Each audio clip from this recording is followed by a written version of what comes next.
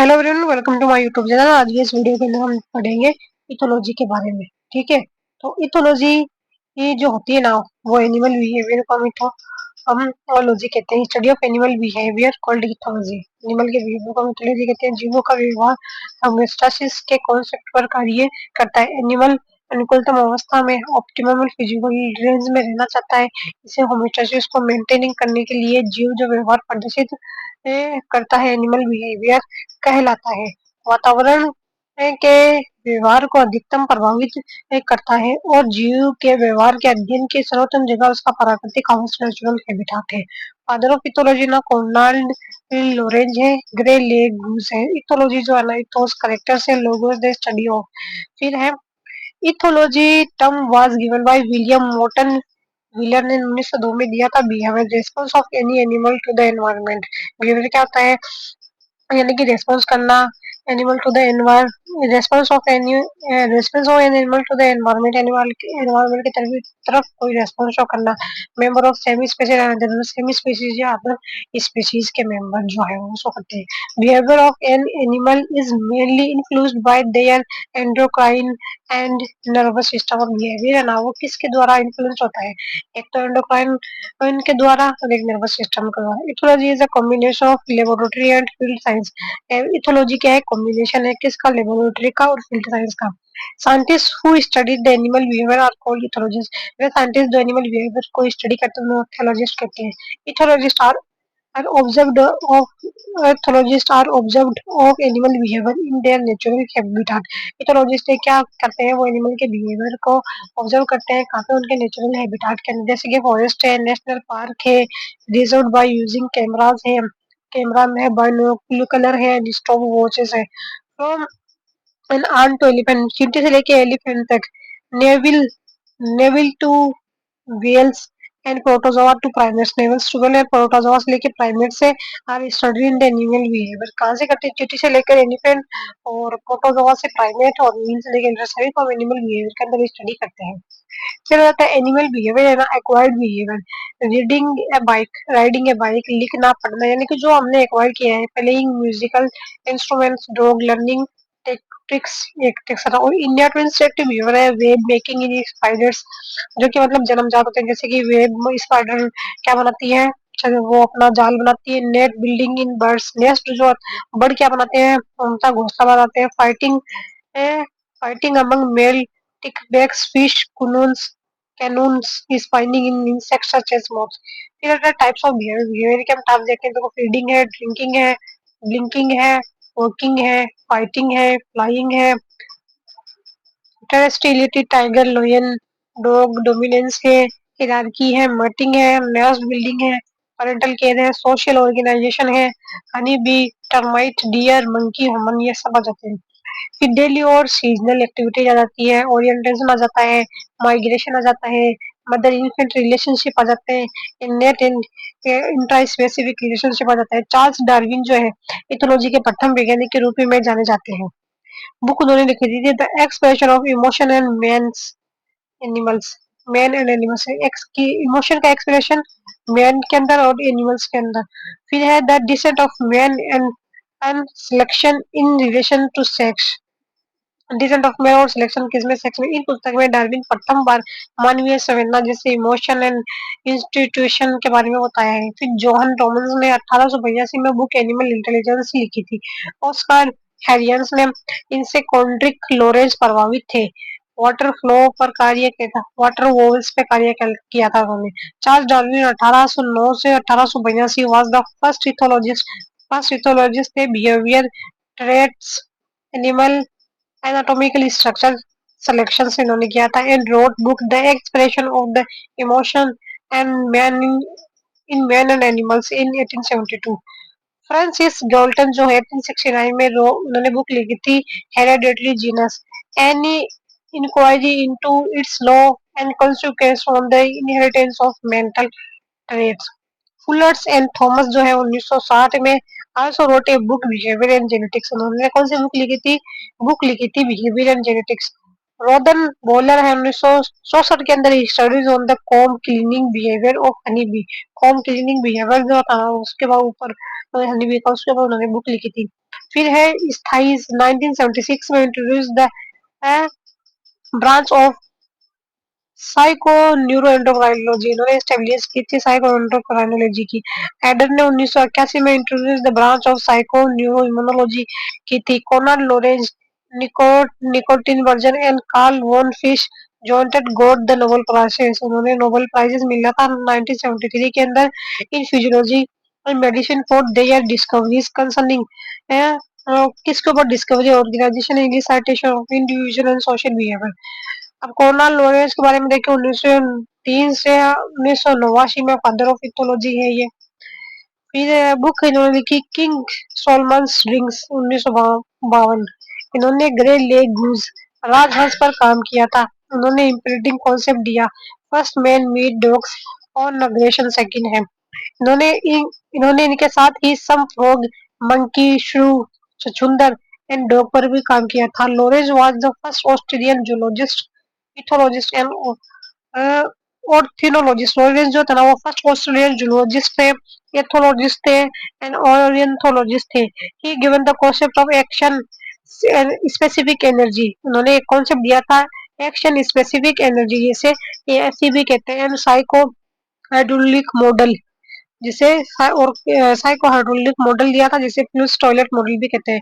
Lorentz observe young geese but उन्होंने young geese bird को observe किया that if they hatching first encounter an a human they will imprint on him follow him if their mother in his, अगर मतलब वो उन्होंने hatching से निकलने के बाद फर्स्ट टाइम अगर एनिमल को दिए ह्यूमन को देखा तो वो उसी का जैसा व्यवहार करने लग जाएगी। इम्प्रिंटिंग इज रिवर्सिबल लर्निंग, और ये क्या इरिवर्सिबल लर्निंग है, limited to sensitive period in an animals life, limited होती है। Lorenz was discovered the imprinting phenomena on the grey leg goose answer and ducking. फिर है to honour him establish different organisation को establish किया था।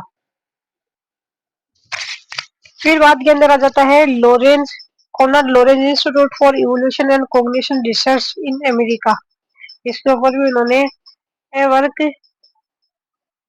मतलब ये इंस्टीट्यूट उन्होंने एस्टेब्लिश की थी ऑस्ट्रेलिया के अंदर। कोरेंस Lorenz institute of ethology in Vienna Vienna के अंदर भी है। Lorenz institute for behaviour physiology in Germany, और जर्मनी के अंदर भी है। He observe the animal behaviour with his teacher, वह उन्होंने मतलब एनिमल का जो बिहेवियर है ना वो अपने टीचर के साथ ऑस्कर हैंड्रेस वाटर फ्लोज के साथ किया था। Niko Tinbergen Dutch ethologist and ornithologist थे। उन्होंने बुक लिखी थी एनिमल बिहेवियर का और एनिमल्स इन इट्स वर्ल्ड, और एनिमल इन इट्स वर्ल्ड लिखी थी। Stickleback fish and wasps पर कार्य किया था। इन्होंने साइन स्टिमुलस कॉन्सेप्ट दिया था। इन्होंने इंस्टिक नेस्टिंग व्यवहार पर कार्य किया था। इनके इनके अनुसार इथोलॉजिस्ट स्टडी की दो मेथड्स है, ऑब्जर्वेशन है और डिस्क्रिप्शन है।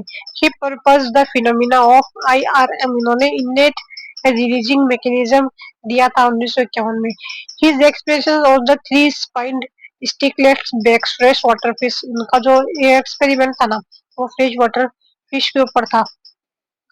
Three spined sticklebacks in Tinbergen wrote about the behaviour migration and bird territories, इन्होंने लिखा था किसके ऊपर, माइग्रेशन बर्ड का और उनकी territories of herring gills turns several receptor and halls. He is the one who proposed the concept that release a fixed action period. इन्होंने fix action period के बारे में बताया। साइन स्टिमुलस इज नीडेड, ये बताया कि साइन स्टिमुलस वो needed होता है। ही also concluded A classical experiment with digger wasp, और डिगर वास्प के ऊपर भी उन्होंने क्लासिकल एक्सपेरिमेंट किया था। सिचुएशन ए उन्होंने क्या करा था, तीन version kept pine cons around the nest, उन्होंने पाइन कॉन्स को रखा था नेस्ट के अराउंड, नेस्ट होल के अंदर। He notice that wasp took circling wasp took circling our nest and a few away, मतलब कुछ तो अवे थी और कुछ तो थी, मतलब उन्होंने सर्कल कर लिया था। बीच सिचुएशन के अंदर उन्होंने क्या है, he shifted the pine cones a little away from the nest, pine cone को ना उन्होंने नेस्ट से थोड़ा दूर रखा। when wasp come it hovered over pine cones search its nests, तो वो क्या करती है अपने नेस्ट को सर्च कर लिए। That mean in situation at the wasp had learned that my nest is located between pine and cones, फिर आ जाता है कार्ल नोल्स 1886-1982। ऑस्ट्रेलियन इथोलॉजिस्ट है, इनका मुख्य कार्य मधुमक्खियों की भाषा से संबंधित है। उन्होंने बताया मधुमक्खियां दो प्रकार का नृत्य कर कम्युनिकेशन को शो करती है, टेल वेगिंग और सर्कुलर राउंड। इन्होंने बताया कि बीज कलर विभेदन करती है, ये यूवी रेडिएशन को देख सकती है और इन्हें रेज से अपना ओरिएंटेशन भी निर्धारण करती है। इन्होंने बताया कि बीज सुन सकती है।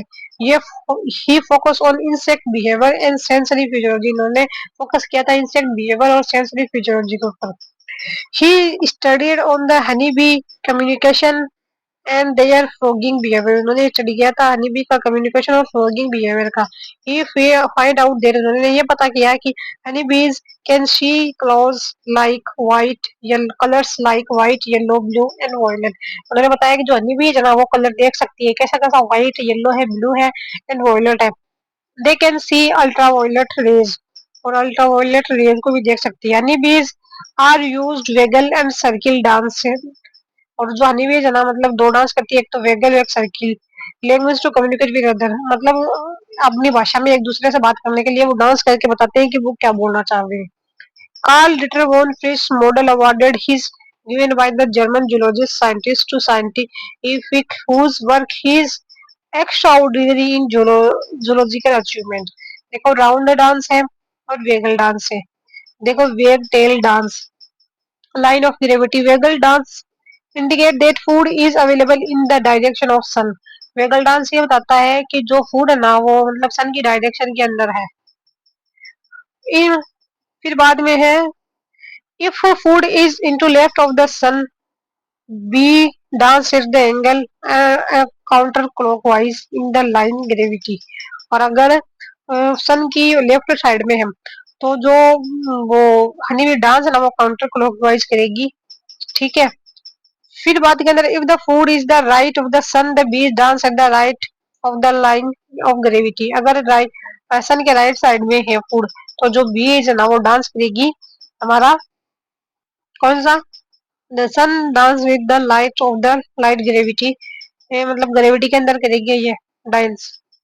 फिर if food is directly in line with the sun, अगर सन की सीधी दिशा में है तो बी डांस स्ट्रेट अपवर्ड, तो बी है वो स्ट्रेट अपवर्ड डांस करेगी। If food is at the angle of the sun, at the angle of sun that dancing bee changes direction according, तो जो बी की डायरेक्शन चेंजेस है ना वो बदल जाएगी। Distance of food from have number of straight runs 100 के अंदर 9 से 10 तक, 600 मीटर में 7, 1000 में 4, 6000 में 2। फिर सोशियोलॉजी जो है नाम ईओ विल्सन ने दिया था। जीवो के सामाजिक संगठन सोशल ऑर्गेनाइजेशन सोशल बिहेवियर की स्टडी सोशियोलॉजी कहलाती है। बी एक्विस्टिक जीवो द्वारा जो जीवो द्वारा उत्पन्न की जाने वाली ध्वनियों का अध्ययन व एनालिसिस करना ही प्रोअक्यूस्टिक कहलाता है। फिर है concept of ethology, sign stimulus IRM action specific energy fix action pattern. Lorenz and Niko Tinbergen ने प्रतिपादित किया यह इनबॉर्न होता है। Permanent and straight and specific species specific होता है। नंबर नो नीड एक्सपीरियंस की जरूरत नहीं होती है। यह जीन कंट्रोल्ड है। फेप को स्पीसीज मेमोरी भी कहा जाता है, स्पीसीज मेमोरी भी कहा जाता है। किसी जीव के मूल पॉपुलेशन से पृथक करने पर भी वह फेब का निश्चित प्रदर्शन करता है। फिर फेब जो होता है ना वो इनबोर्न या इननेट फेब यह जीन से कंट्रोल रहता है। ग्रे लेग गूज को का अपने एग्स में घोंसला सरकाना अक्वर्ड क्रेप।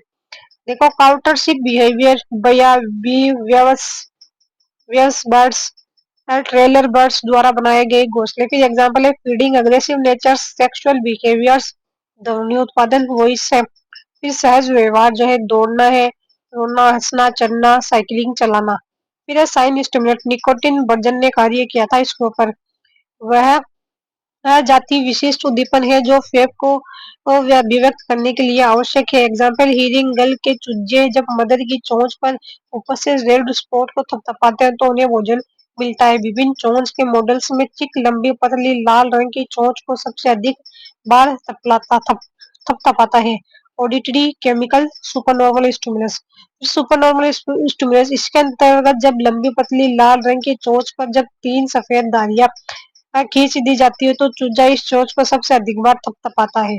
एग्जाम्पल है sticker back fishes breeding season में मेल टेरिटोरियल हो जाता है जिसे देखकर दूसरे मेल उसे अपने क्षेत्र में प्रवेश नहीं करने देते। निकोटिन वर्जन के एक्सपेरिमेंट में उन्होंने कई मॉडल लिए परंतु मेल फिश ने मॉडल की आकृति के अनुसार फेब का प्रदर्शन नहीं किया बल्कि रेड स्पॉट के अनुसार फेब का रिलीज रिस्पॉन्स किया।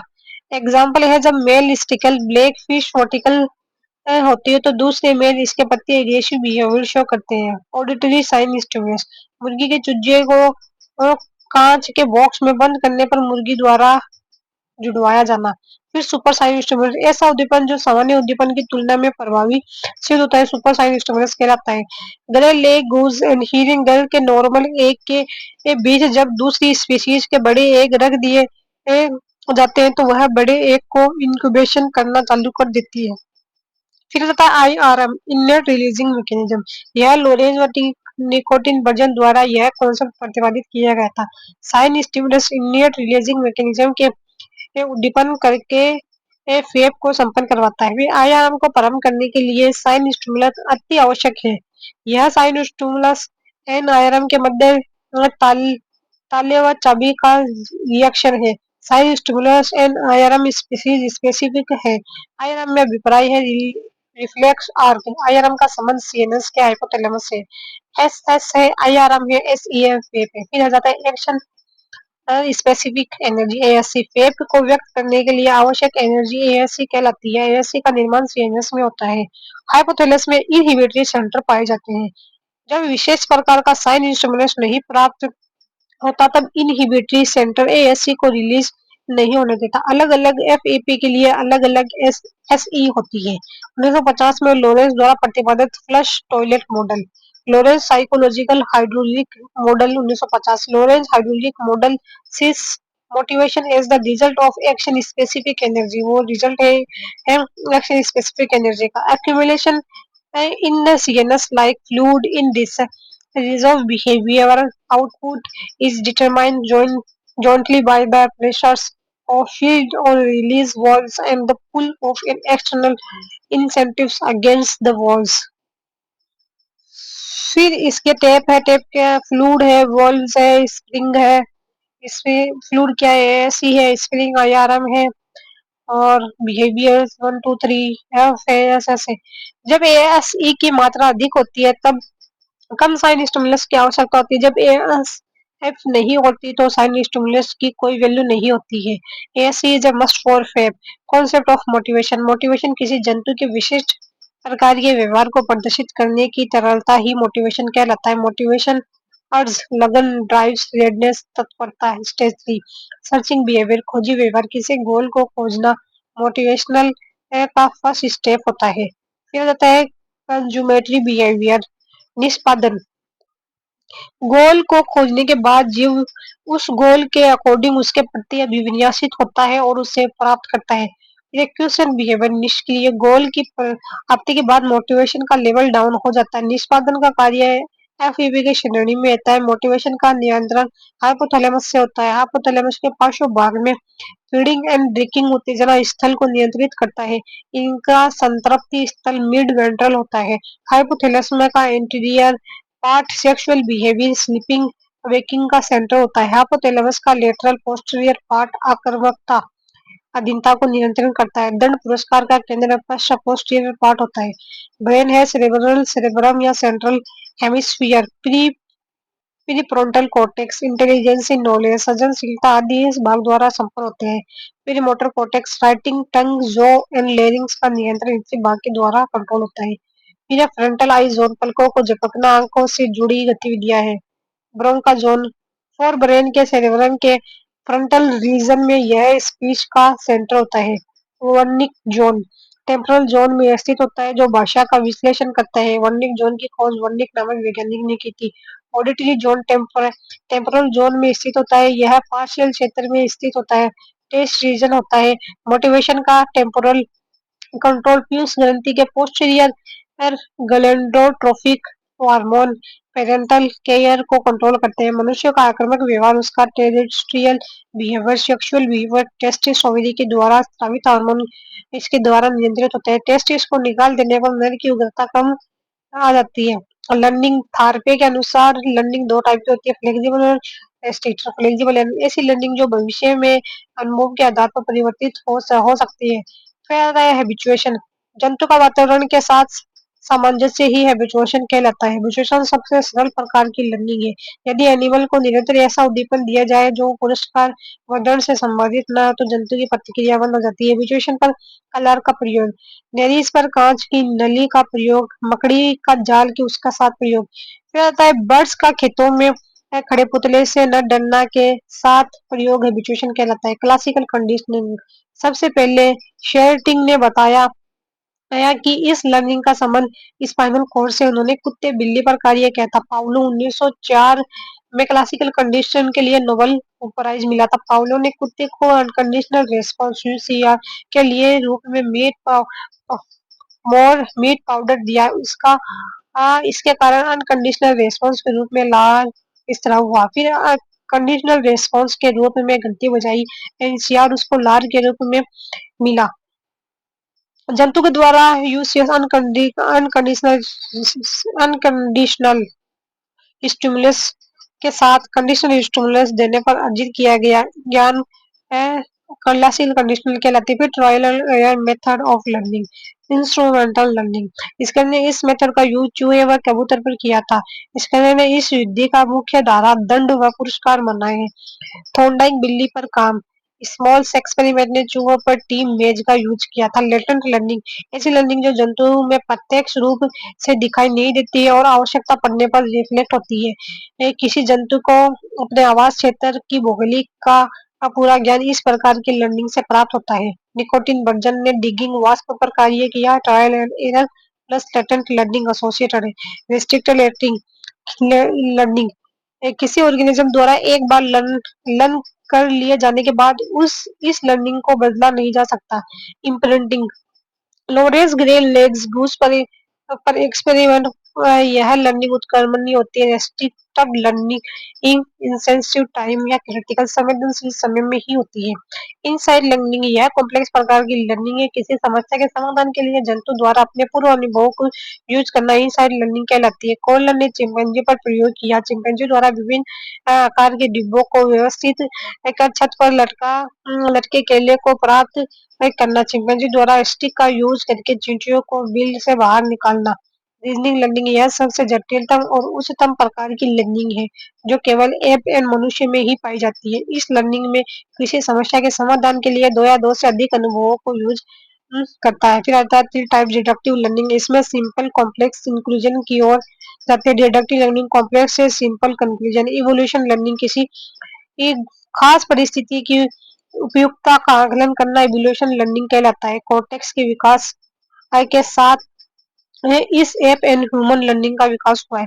लर्निंग का मुख्य परिणाम अडेप्टिव चेंजेस है। लर्निंग का मापन अनडायरेक्टेड मेथड से किया जाता है। मेमोरी को मापन, मेमोरी का मापन रिकॉग्निशन पहचान रिकॉल है। Method of study of learning behaviour, neurological neuro anatomy एकल method, lesions and relations oldest and crude, branch region की को खोज इस मेथड द्वारा हुई है। रीमस मंकी में विजुअल कॉर्टेक्स को हटा देने पर वह ट्रायंगल को नहीं पहचान सकता है। बिल्ली के लिम्बिक सिस्टम के अमाइगडेला रिमूव करने पर वो हाइपर सेक्सुअलिटी शो करती है। ब्रेन को इरिडियम इलेक्ट्रोड से जलाया जाता है। यह है न्यूरोफिजियोलॉजिकल मेथड, इस मेथड में तंत्रिका कोशिकाओं के इलेक्ट्रोड पोटेंशियल को मापा जाता है। ईसीजी, इलेक्ट्रोकार्डियोग्राम, इसका संबंध हार्ट की इलेक्ट्रिक पोटेंशियल से। न्यूरोकेमिकल मेथड्स, एलसीडी, लाइप्स अमल, मुख्य ब्रेन स्टिमुलस चेंजेस ड्रग्स हैं। दो प्रकार के केमिकल व्यक्ति के व्यवहार को प्रभावित करते हैं। न्यूरोकेमिकल मेथड, एलसीडी, मुख्य ब्रेन स्टिमुलस ड्रग है। दो प्रकार के केमिकल व्यक्ति के व्यवहार को प्रभावित करते हैं। फॉरेन एजेंट, ये बॉडी में नहीं बनते हैं। मुख्य एजेंट रेस्पिन, एलसीडी, कैफीन, एम्फीटेमिन, बार्बिट्यूरेट की ओवरडोज से नींद नहीं आती है। क्लोरोफॉर्मिजिन, यह ब्रेन को ब्रेन को के पुरस्कार व दंड के क्षेत्र को प्रभावित करते हैं। फिजियोलॉजिकल एजेंट ये बॉडी में ही पाए जाते हैं, जैसे adrenaline, noradrenaline, acetylcholine, serotonin, histamine. Pattern of behaviour behaviour वातावरण में उपस्थित उद्दीपन इनके विरुद्ध जीवों का रिस्पॉन्स करना ही व्यवहार है।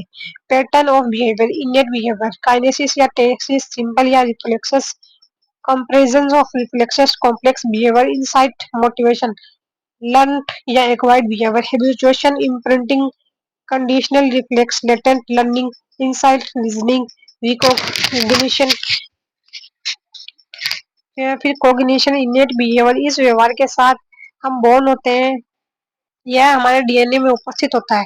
कलेक्टर से हेरिटेबल डीएनए पर उपस्थित होने से नेक्स्ट जनरेशन में मूव। इंट्रिंसिक आंतरिक होते हैं, यदि एनिमल को आइसोलेशन में रखने पर जीव नेट व्यवहार प्रदर्शित करते हैं। ज्यादातर स्टेटिक जीव में समान व्यवहार हर बार उद्दीपन मिलने पर समान पैटर्न में शो करता है।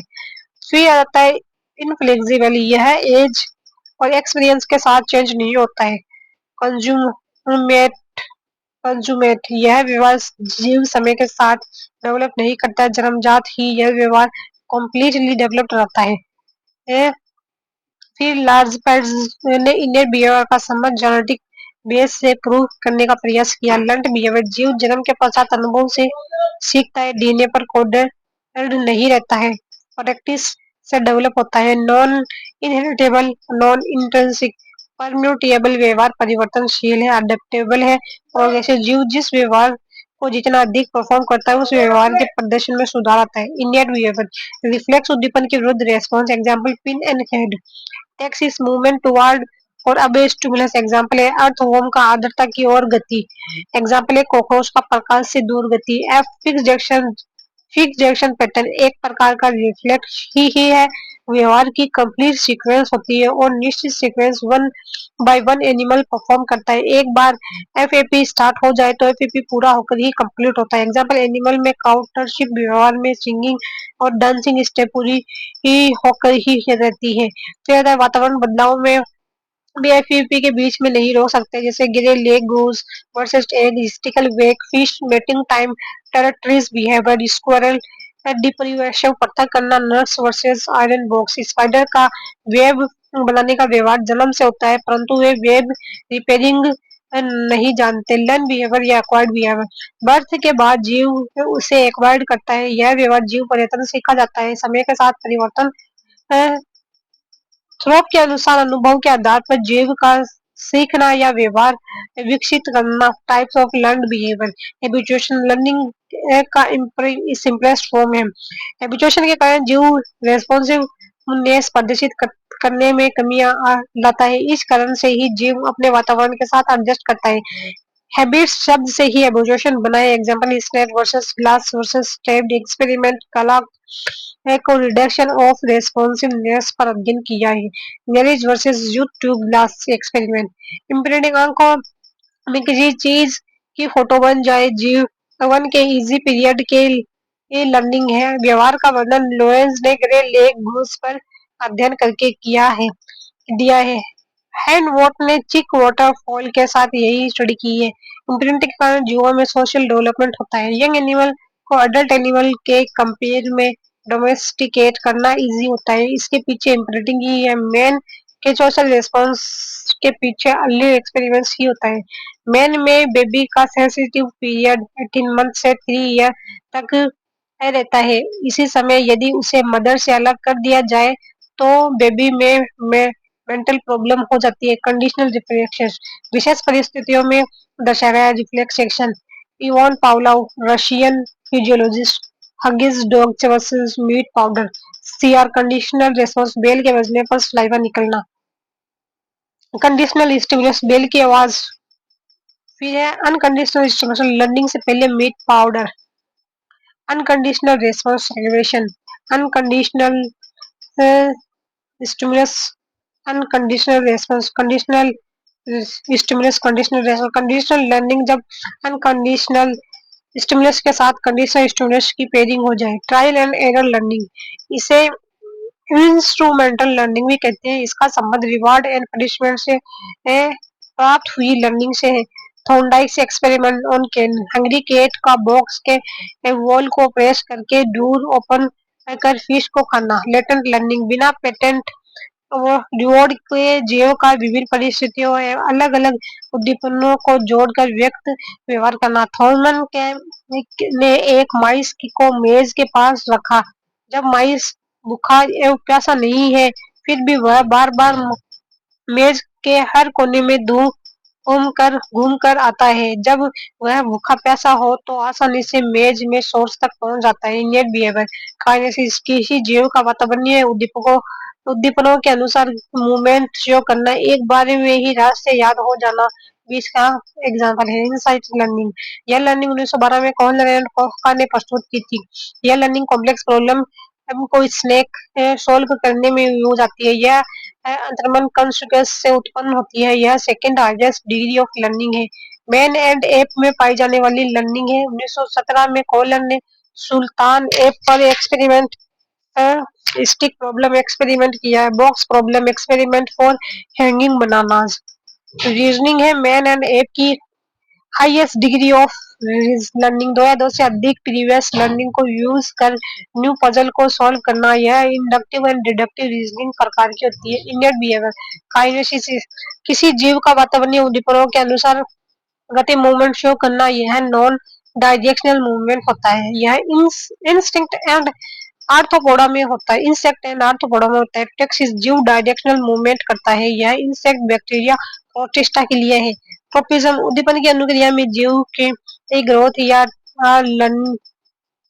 टर्निंग मूवमेंट शो करना। यह प्लांट्स को होता है, प्लांट्स में शो होता है। ओरिएंटेशन, जीव के शरीर की पोजीशन ले लेना ग्रेविटी और रिसोर्सेज के अनुसार। पोजिशनल ओरिएंटेशन, इनवर्टिब्रेट में स्टेटोसिस्ट और वर्टिब्रेट में मेम्ब्रेनस लैब्रियंथ ओरिएंटेशन के लिए जिम्मेदार होता है। काइनेसिस एंड टेक्सिस ओरिएंटेशन के ही प्रकार हैं। एग्स, कैटरपिलर्स एंड मैगट्स उद्दीपन की दिशा में या राइट एंड लेफ्ट मूवमेंट करता है। ऑर्थोकाइनेसिस, जीव का सोर्स या उद्दीपन की तीव्रता के अनुसार जीव की गति, स्पीड ऑफ लोकोमोशन बढ़ बदल जाती है। उद्दीपन की तीव्रता अधिक होने पर स्पीड ऑफ लोकोमोशन बढ़ जाता है। एग्जाम्पल, कॉकरोच का लाइट से अंधेरे की तरफ तेजी से दौड़ना। सोर्स के आधार पर हाइड्रोकाइनेसिस, स्टिमुलस आर्द्रता होती है। एग्जाम्पल, आइसोपोर्स। Photokinesis, stimulus is light, chemokinesis, stimulus is chemical। Taxis के अंदर क्या, टेक्सिस रेस्पॉन्स एक प्रकार का ओरिएंटेशन रेस्पॉन्स है। एक्शन स्टिमुलस, बाह्य उद्दीपन मिलने पर संपूर्ण जीव का निश्चित दिशा की ओर गति करना। ऑर्गेनिज्म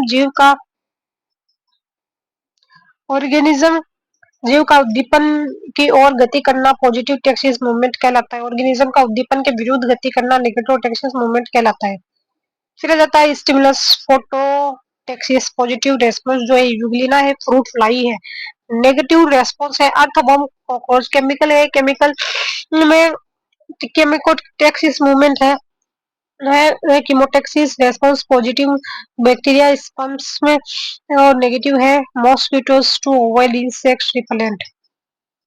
फिर एयर ओ टू मूवमेंट कहता है एरोटॉक्सिस पॉजिटिव है एरोबिक बैक्टीरिया में। Gravity geotaxis positive planula larva, negative है यूफाइला लार्वा।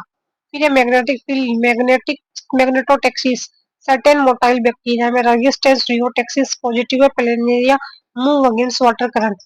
फिर है ट्रोपोटेक्सिस, जीव को एक से अधिक डायरेक्शन से उद्दीपन मिलने पर वह दोनों को कंपेयर एक एक सोर्स की ओर गति दर्शाता है। एग्जाम्पल है प्लेनेरिया का फूड देखकर वाटर करंट के अपोजिट मूवमेंट को स्टॉप कर देना। क्लिनोटेक्सिस, जीव का हेड पर उपस्थित सेंसरी ऑर्गन की हेल्प से उद्दीपन की दिशा का ज्ञान लेना। एग्जाम्पल है ब्लो फ्लाई लार्वा, मैगट्स का लाइट सोर्स की पहचान। भी है टीलोटेक्सिस, किसी एक निश्चित सोर्स के अनुसार जीव का सेंसरी रिसेप्टर द्वारा ओरिएंटेशन करना। मोनोटॉक्सिस, जीव का उद्दीपन दिशा में निश्चित एंगल पर बढ़ना। बर्न 1914, अर्न सन के राइट एंगल 37 डिग्री सेंटीग्रेड पर बंद कर अपना नेस्ट पर पहुंचती है। एग्जाम्पल डीगल वास्प, यह लैंडमार्क को यूज करता हुआ अपने बोरे और तक पहुंच जाता है।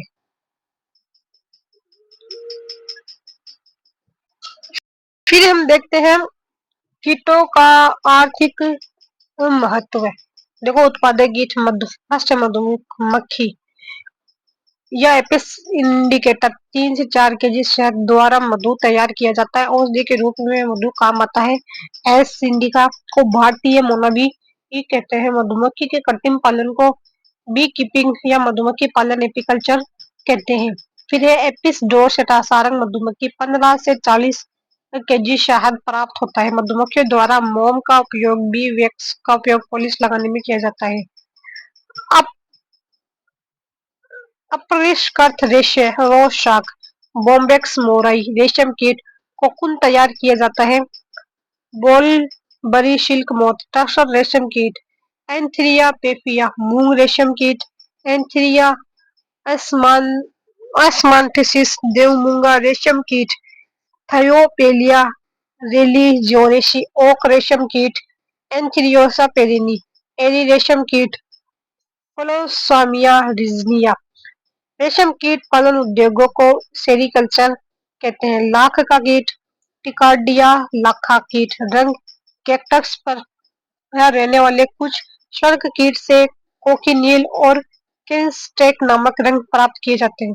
यह चिकित्सीय उत्पाद कीटों से कुछ औषधियां प्राप्त की जाती है जैसे डिलस भुंगो में केरिथराइडिन मोस्ट। फिर है सहायक कीट ब्लिस्टर बीटल्स परागण में सहायक 80% भृंग तितली या मधुमक्खी। अपमार्जक मैगट्स गोबर भृंग ग्लोफ्लाइज लेपिस घरेलू मक्खी पिस्सू तिलचट्टे एक्सेट्रा। भोजन के लिए उपयुक्त कीट मेढक छिपकली सांप एक्सेट्रा। औषधि कीट बोम्बिक्स मोराई मधु एक प्राकृतिक एंटीसेप्टिक है। घाव पर लगाया जाता है। कोकून से निकाले गए ये निष्कर्ष में मासिक चक्कर के अति स्राव की नियंत्रित किया जाता है। अतिसार डायरिया का इलाज। फिर कीटों द्वारा फैलाए जाने वाले रोग हैं।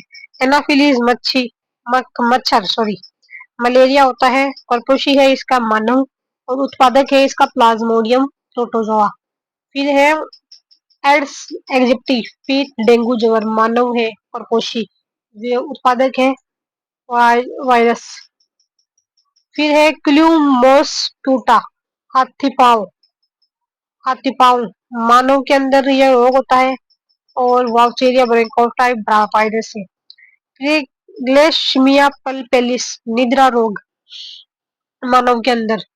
Trypanosoma ग्रेमलर लेशमानिया protozoa. फ्लोबोटोमिस कालाजार मानव लेशमानिडोसिस। मस्का अतिसार मानव जियार्डिना इंस्टाइटिना। भंडारित अनाज के नाशक कीट चावल का धनु स्टोफिलस ओराइजी लघु धान पोषक आटे का भृंग ट्रिप्लोबोलियम इंस्ट्रामियम। फिर है इकोनॉमिक इम्पोर्टेंस ऑफ प्रोटोजोआ। लाभदायक प्रोटोजोआ आ जाते हैं इसके अंदर। सबसे पहले प्लैंक्टोनिक प्रोटोजोआ पलवकी प्रोटोजोआ समुद्री प्लवक के रूप में तैरते हुए प्रोटोजोआ प्रत्यक्ष व अप्रत्यक्ष रूप से प्रत्यक्ष रूप से मनुष्य मछली व अन्य जंतुओं के लिए भोजन आपूर्ति के स्रोत है। सहजीवी प्रोटोजोआ सिम्बायोटिक प्रोटोजोआ कई आंतरिक फ्लैजिले प्राणी ट्राइकोमोनास प्राणियों का जो दिमको वुडनेस वुड रोचेस में पाए जाते हैं। ये सेलुलोजिक पाचन में मदद करते हैं। स्वयं में सहायक होलोजोइक प्रोटोजोआ प्राणी ये संभोजी महासागरीय पंख तथा प्रोटोजोआ जीवाश्म फोरामेनिफेरा रेडियोलेरिया हेटिजोआ के कंकाल समूह के तली में बैठ जाते हैं। कंकाल सिलिका प्लस कार्बोनेट के बने होते हैं। फिर आता है मोलस्का का आर्थिक महत्व। लाभदायक मोलस्का एम्फीन्यूरा वर्ग के काइटिनो को भोजन में खाया जाता है जिसे समुद्री गो मांस के नाम से जाना जाता है। गैस्ट्रोपोडा वर्ग के जंतु प्राचीन काल में मनुष्य द्वारा तथा दूसरे असंख्य परभक्षियों जैसे मछली पक्षियों व स्तनियों द्वारा खाए जाते हैं। हेलिक्सपेमेशिया दक्षिण भारत के देशों में खाया ही नहीं जाता बल्कि उत्तरी अमेरिका के निर्यात करने के लिए भी पाया जाता है। हेलियोटिस व पिल्ला का बड़ा पाद लिम्ब दक्षिण भारत के एक सामान्य भोज्य पदार्थ है। फिर है पेलियोपोडिया वर्ग के जंतुओं व मांस मनुष्य के लिए अत्यंत स्वादिष्ट एवं पोषण भोजन होता है। ऑयस्टर स्केप समुद्री सीपीआई को मनुष्य द्वारा भोज्य पदार्थ के रूप में काम में लिया जाता है। ठीक है, इसी के साथ ये टॉपिक कंप्लीट होता है। आगे का हम नेक्स्ट वीडियो नेक्स्ट के अंदर देखेंगे।